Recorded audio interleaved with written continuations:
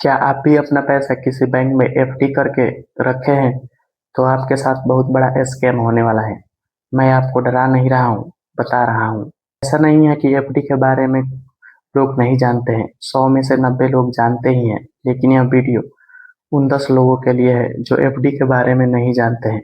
तो सबसे पहले हम जानते हैं कि एफडी होता क्या है। तो चलिए जानते हैं एफडी का मतलब क्या होता है। एफडी का मतलब फिक्स डिपॉजिट होता है, जिसमें आप एक फिक्स अमाउंट आप बैंक को एक फिक्स डेट के लिए लोन पर देते हैं, जिसके लिए बैंक आपको हर साल 7 से 8% का ब्याज देता है। लेकिन क्या आपको पता है कि एफडी करते समय बैंक ये आपको 3 सीक्रेट कभी नहीं बताता, जिस आज मैं आपको बताता हूँ ये 3 सीक्रेट जो एफडी करने से पहले आपको जानना जरूरी होता है। सबसे पहला, आपको एफडी करने से पहले ये पता होना चाहिए कि आप बैंक के पास मैक्सिमम अमाउंट कितना एफडी कर सकते हैं। और दूसरा, अगर आपके एफडी का पैसा बैंक लेकर भाग गया या दिवालिया हो गया, तो आपका एफडी के पैसे का जिम्मेवार कौन होगा। और तीसरा, अगर आप एफडी का पैसा तय समय से पहले निकालना चाहते हैं तो आपका कितना नुकसान होगा और क्या फायदा होगा। सबसे पहले जानते हैं कि कितना पैसा हम लोग एक बार एफडी में जमा कर सकते हैं। तो मैक्सिमम रुपए आप 5 लाख तक का एफडी में जमा कर सकते हैं।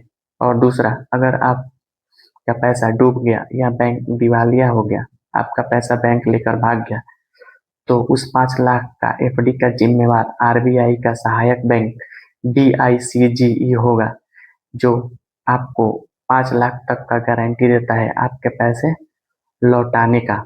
और तीसरा, हम लोग जानते हैं कि अगर फिक्स डेट से पहले अपना एफडी तोड़ते हैं तो हमारा कितना नुकसान होगा। तो